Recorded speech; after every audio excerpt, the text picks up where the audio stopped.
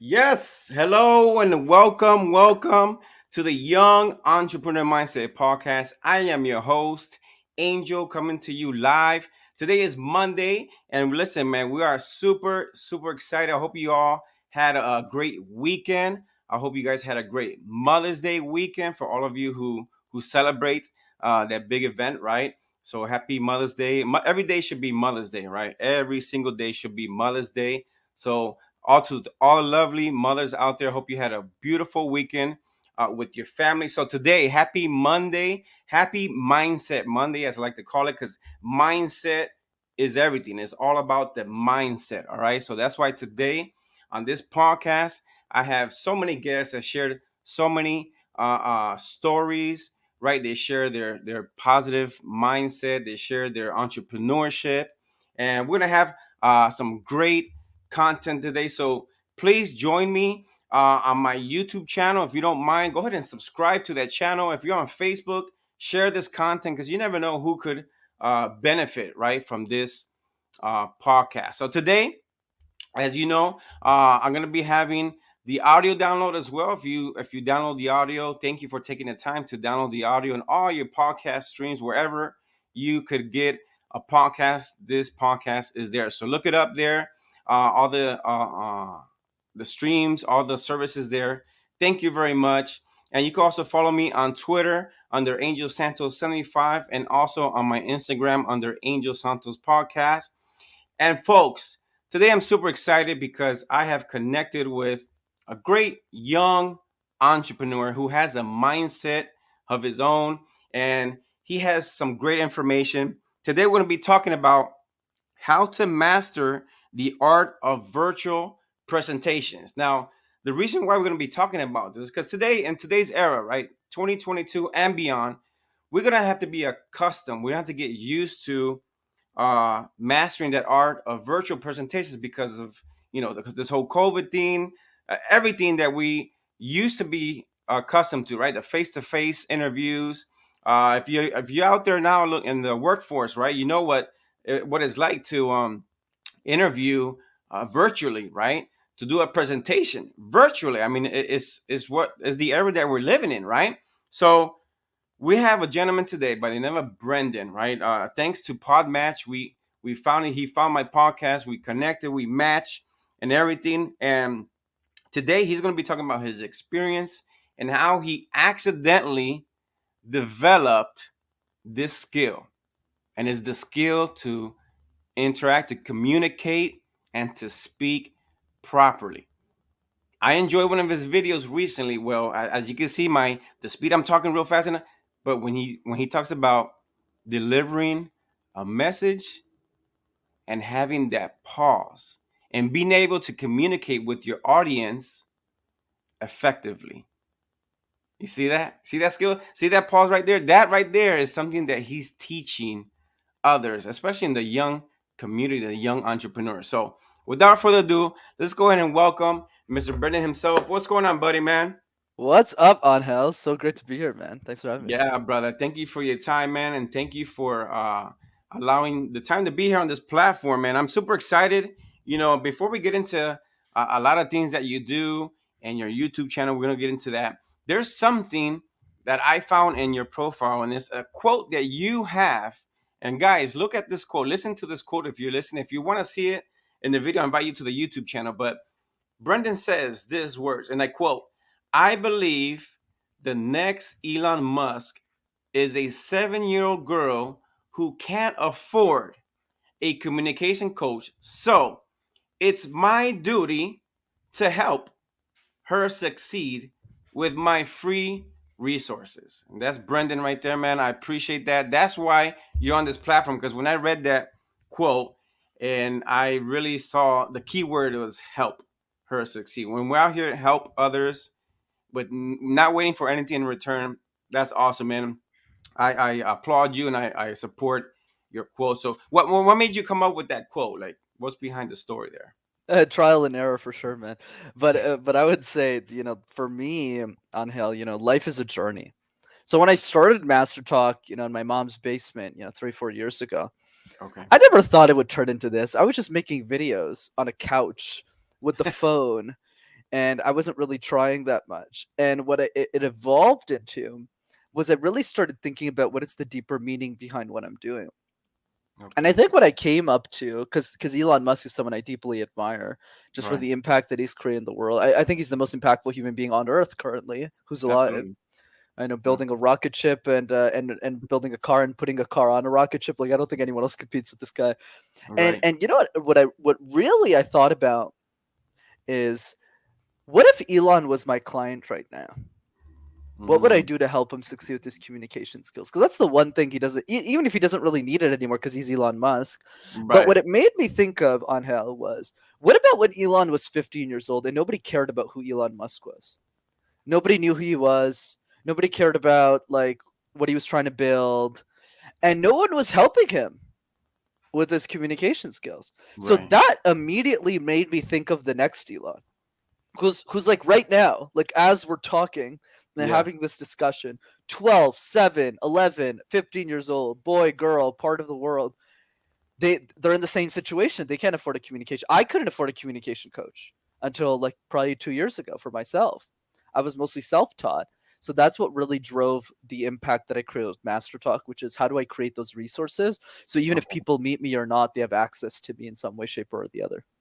That's awesome. So how do you talk about the beginnings? Because I understand that you mentioned it to some of your university professors and they didn't believe you. Man, you know my story really well, man. I love it. I really appreciate you taking the time to know it. You're absolutely right. So let's go through the timeline because I love your question here. Yeah. So I went to university, went to business school, did these things called case competitions. Think of it like professional sports for nerds. Other guys my age were playing basketball. I was one of those guys, as you can tell by looking at me. I was, doing presentations. And that's how I learned how to speak on Hell. But as Okay. I got older, I started coaching the younger students, not really for money back then. It was, mostly for free because they Yeah. wanted to do well at the competitions. We didn't have a coach. We couldn't afford one. So I Right. just started, and I wasn't a coach either. I just started helping them and doing it and making mistakes and just getting into it. But Yeah. then as I got older, brother, I realized that I'd coached 70 people by the age of 22. And all of the experience I developed, all of the learnings, all of the lessons wasn't available for free on the internet. That's what started the me to start making YouTube videos in the first place. But to Okay. your point, back to the university professors, and I always say this to all the young entrepreneurs out there: you're always the most fragile at the beginning of the idea. So I've been doing master for 3 years now. Now, if somebody tells me I can't do it, like it doesn't matter anymore because I'm already doing it. I'm making money. Like now it's successful. I'll never go back to corporate. But the first 6 months, I thought it was a stupid idea. I thought, who in the world is going to watch me make YouTube videos and watch communication? So the brilliant idea I had, and I have quotations here, I'm obviously being sarcastic, was emailing university professors. Because I thought that, wait a second, Yeah. I went to university or college. These resources weren't available. So if I just message them and I said, and I wasn't selling them anything, it was literally Right. just, I was Yeah. making good money at IBM. I was just like, hey, Paul or Julia or Sam or Julio, whatever. I'm making these YouTube videos. You want to share with your students, and Wow. all of them spat in my face. Wow. It was ridiculous, man. It shocked me. Like some people were like, first of all, you don't call me by my first name. Other people were like, oh, well, Wow. you're so young. Other people started watching my videos and finding every mistake in instead of encouraging me to keep going. Yeah. So yeah, not very happy with that approach. But hey, you learn Yeah. from your. So when you started the YouTube channel Master Talk, like what was your first like your first content? Like did you struggle? I mean, obviously, YouTube is not easy, I started this YouTube channel. I'm going on a year now with this mindset podcast, and at the beginning I ran into so many challenges, but I kept believing in myself, of course, believing in myself, and I kept just throwing out content. People say this, just keep throwing out content, keep throwing out content, and eventually you're gonna get recognized. And then actually the Podmatch, to my surprise, when I went to Podmatch and checked, I had so many messages that I've been trying to catch up now with so many people because the podcast is actually getting more recognition. Thank God for that. But what was your beginnings with the YouTube channel for those people who maybe are thinking to start the YouTube channel? What advice can you give you? What struggles did you have at the beginning? Absolutely, brother, and success, and congrats on the success as well. I saw the listen note score, so it's really really good stuff, Oh, man. thank you, man. Appreciate it. Very good stuff. Yeah, and by the way, that I would say the same thing you probably tell your listeners, which is, look, you got to start. My advice Yeah, always is to start, not to be successful, not at all, but to start to figure out if you even want to do this. yeah, that's You know, I true. think I think the problem with most of us is a lot of people say they want to be YouTubers, but they don't actually understand what it means to be YouTuber. But they keep saying they want to be one instead of like just make a decision. Like do it for 30 days and see if you even like doing it. See if you like the process. So in the same way, me, I don't worry about, oh, should I become a basketball player? No, like it's just not me. Like I'm not gonna waste Yeah, my right. It's just, oh, should I be a doctor? Like I don't waste time on that either. So I think the key is like the key is to start to see if you want to do this because the people who are successful, and it's always about understanding models of success, yeah, is the how, not the wow. A lot of people, when we see people we admire, we go, wow, this person is so amazing. But we don't spend enough time going, how did that person get there? What was mm-hmm. the process? What does it cost? So in YouTube, when I looked at channels like Charisma on Command by Charlie Houpert, Marcus Brownlee, like I looked at all these people, I Oh yeah, realized that they've been posting for 10 years. I know. Marcus Brownlee's been around forever. I was surprised. I saw his videos when he began. He was like 10 years old. I was like, wow. But you know what you just said there, on Hill? You're like in the 2% of people who know that though. Like most people look at Marcus's content. I'm in that 2% too, but most people they just go, "Oh, Marcus just had a $4,000 setup, and then now it's a $4 million setup." Like, no, the kid literally looks like a goofus. Like he Yeah, looks like a doofus. and he started in his room, in his Ugh. house, his mom's room. It's Yeah, crazy. yeah. He just looks some kid. He's like, "Ugh, I got these toys, right?" But obviously now he's super polished. Of course. So there's you got to play for 5-10 years if you want to be successful on YouTube. That's the first thing. Yeah. The second thing I learned from learning all of that is quality is way more important than quantity on YouTube. It's not about how many times you post, it's how meaningfully you post. So I only post once a week, like Charisma on Command and stuff. But every time I post, it's gold. Like either the content's gold or I'm practicing Yeah. or like the production is like super super good. And the That's third thing I learned is that most YouTubers write off their first year. So what does that mean? That means they don't the first year it's not about getting followers, it's about getting better on camera. That's all. yes. So if you're not willing to commit that year to just get really good on camera, like my first year I was shit. Go watch my first videos. They're still up there too, like Marcus's. They're not as bad as Marcus's, but they're still really bad. No, it's true. Yeah. And then after the first year, I was like, okay, I'm good on YouTube. I can do this for 5 years. Now Yeah. let me invest 10, 15, $20,000 into my YouTube channel, hire my best friend and just blow this thing up because I Yeah. realized that people wanted what I had. Wow, that's awesome. Yeah. Yeah, I looked at my videos from the beginning, April 2021, and compared to now to the April, I'm like, wow, even in my speech, my the calm, you know, being more active, being more the energy. The first one was like, yeah, so I was all over the place. So, anyways, let's get into it. So, how to master the art of virtual presentations. First of all, and I like one of the questions you have in your bio. How can we do better online? Mm. Yeah. How can we present better online? Yeah, how can we present better? Yeah. Absolutely. So there's three key differences between online and in person on Help. The first one is eye contact. So in an in-person setting, whenever we're looking at say a group of 5 or 10 people, we deviate our eye contact and we Yeah. transfer it equally. That's the first piece. The second piece is that, sorry, within the first one, is that online you actually only have to look in one direction. That one direction is the camera lens. But Okay. even if there's 10,000 people in a Zoom call, if you just look in that one direction, you're looking at everyone at Looking. the same time. Yes. So that's the first key difference. The second key difference between in person and online is energy. Let's face it, Angel. Okay. In person, you're going to be a lot more energetic because That's they're true. there. We could have lunch after. It's like, it's a lot more, there's a lot more fire there. So Yeah. the strategy is you need to do it in person first so you can feel how energetic you can be. And you have to bring that same energy virtually. So I'm speaking to as if I've known you for 5 years. That's trained. That Okay. didn't come natural to me. Because the first time I did podcasts, it's really bizarre because a stranger has done a bunch of research on you and they're asking you questions about your life and you're like, who's this person? So it's really weird at the beginning.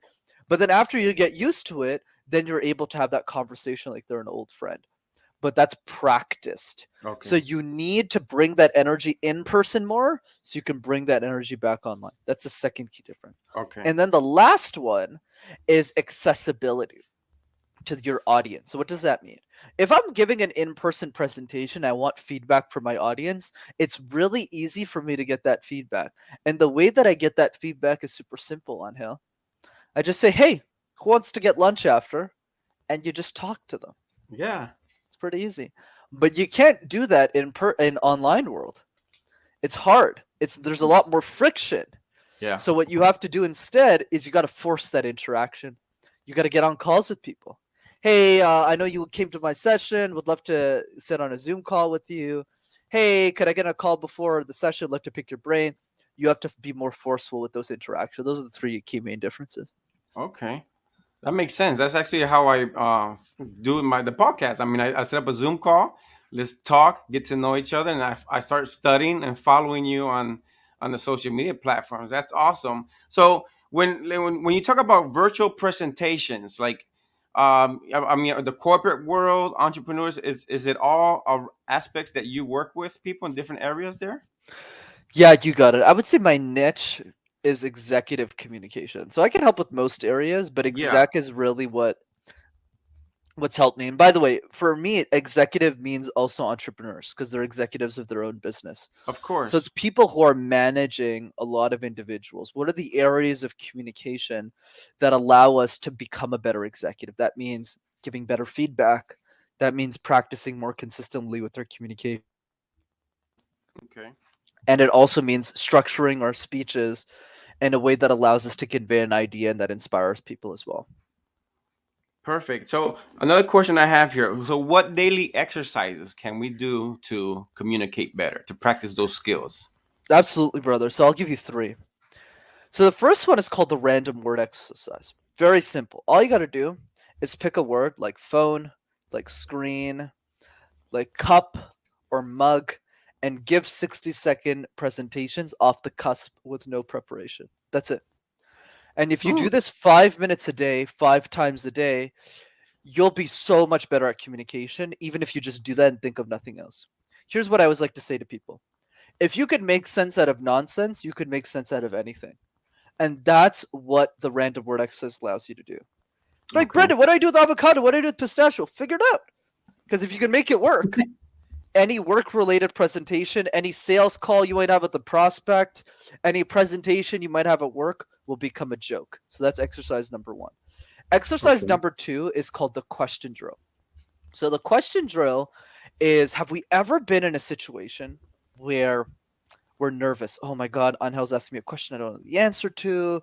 Oh Oh, yeah. I'm on a sales call. They're asking me a question about my product. I didn't really think about it. We're at school. Teacher asked us a question. We don't know the answer to it. But there's a way to actually fix this. So for one presentation you have this month, for one high stakes meeting you have this month, every day for 5 minutes, just 5 minutes, Mm-hmm. every day, ask yourself one question you think your audience will ask you. One question. And write the answer for 5 minutes and do the same thing again the next day. Why am I good on podcasts? Is it because I'm special? No. Is it because I'm unique? No, not even close. I'm coming to you live from my mother's basement. Why? It's because I've done the question drill 500 times. So there Mm. isn't a question I don't know an answer to in communication because I've already been asked 99% of things. So there might be one off question I might know the answer to, but most of the time, no one's asking what my favorite color is on hell.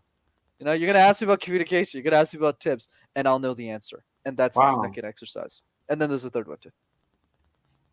Wow, it's amazing. Now I'm thinking of a quote because there's a Bruce Lee quote. Yep, I don't know if you remember, right? I do.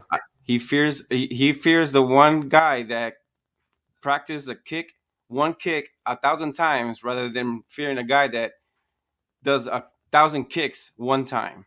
Correct. Oh, that's awesome. That connected with what you just said, man. That is awesome. So, random work, question drill. What was the third one? Did you have a third Absolutely. Yeah, I do. So the third one, I just want to go on a 10-minute monologue. That's why. one?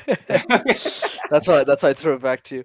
But yes, you got it. So the third exercise, there's a lot, but I'll keep it three simple ones for Yeah, today. yeah, The third one is practice and structure presentations like a jigsaw puzzle.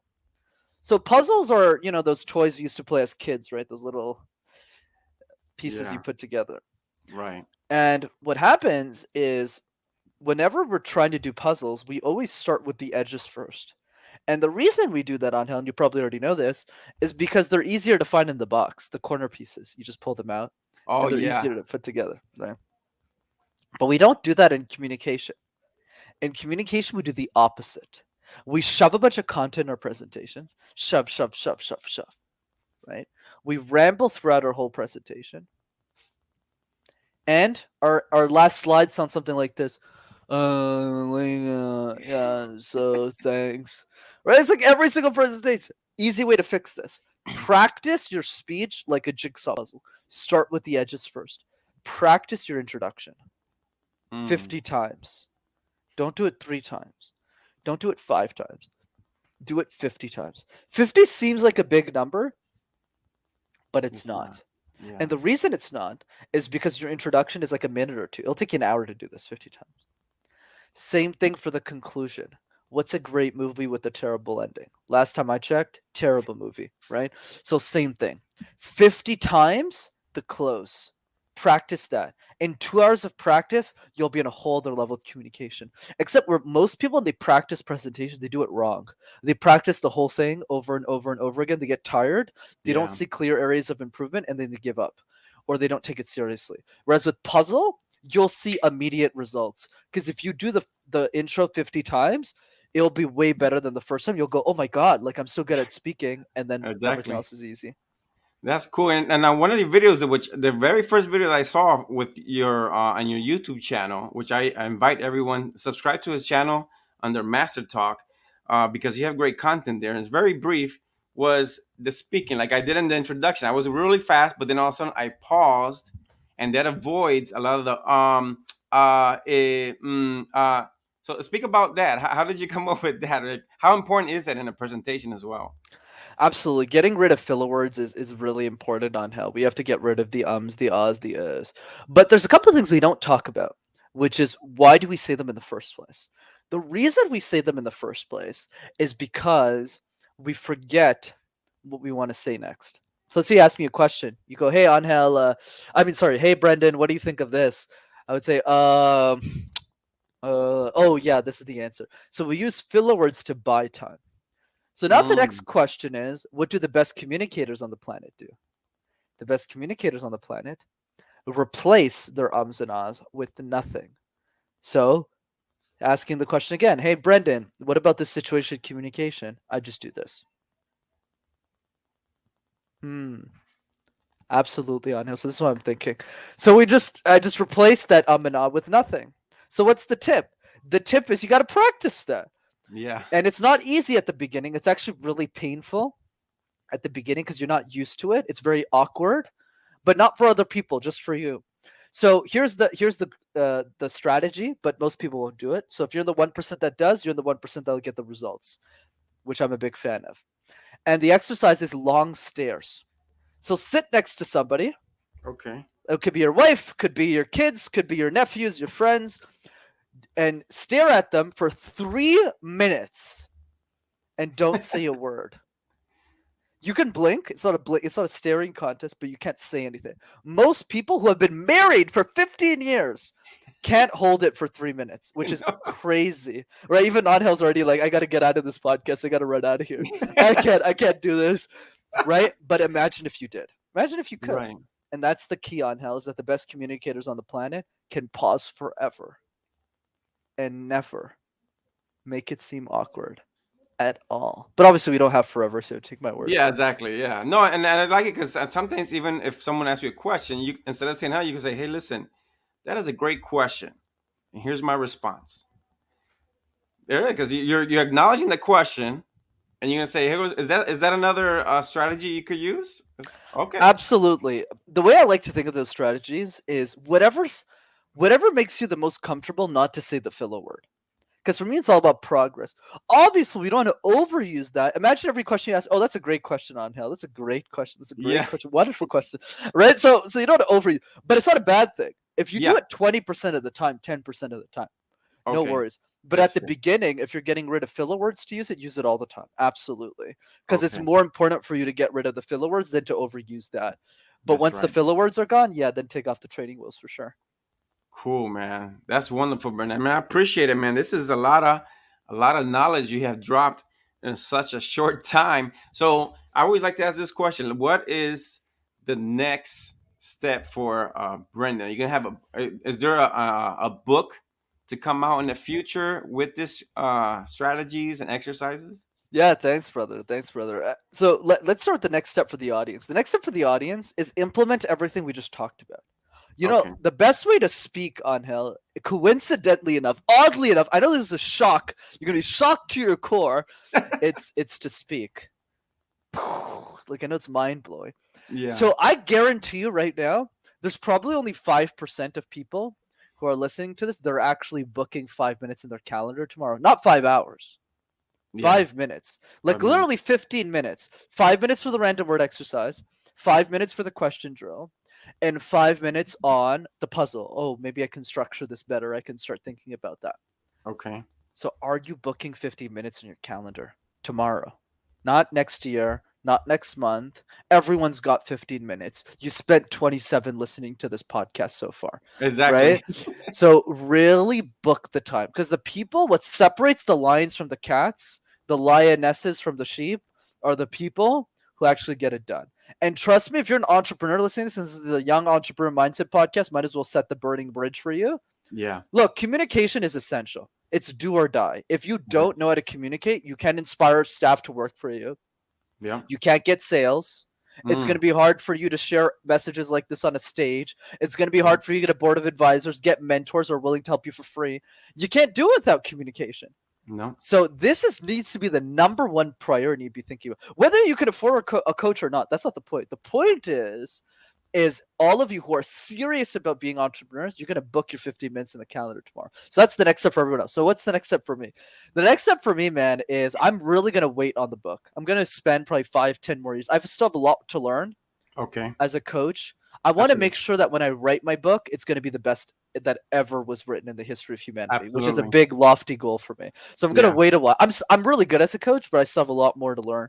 So Okay. next step is really just scaling, man. Scaling the coaching business, scaling my impact, scaling the YouTube channel, scaling my socials, Yeah. and just helping more people, man. That's the next step for me.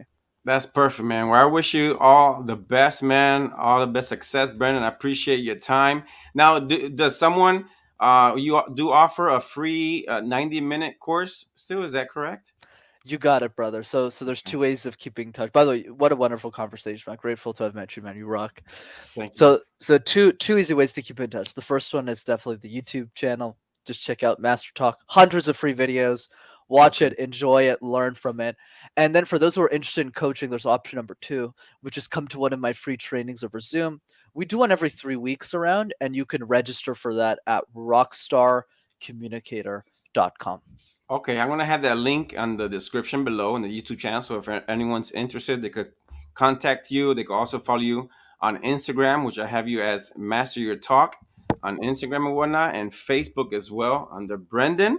And man, Brenden, thank you so much, brother. I appreciate your time. This has been a great podcast, great information. You take care of yourself, and I'll be keeping in touch with you. All right? Stay blessed, brother. Thanks for the time. You too, man. Thank you. All right, folks. So there you have it. Brenden, look him up, man. This is a wonderful young man with so much talent, and he has so many skills that you need to take advantage of. So follow his YouTube channel, and thank you guys for tuning in. Happy Monday. I hope you have a great rest of the week. Tune in to my YouTube channel, the Young Entrepreneur Mindset Podcast. I also have a Sunday podcast, which is the Positive Sunday Podcast as well. So tune into that one as well. And before I leave, I like to always leave on a positive note and leave you a scripture, and it's under Proverbs 4:23, and it says, "Be careful how you think. Your life is shaped by your thoughts." All right. So there you have it, folks. Listen, man, I'm going to be having another guest shortly on the next episode. I'll keep you guys posted on who's going to be next and what's going on. So stay tuned to the Young Entrepreneur Mindset podcast.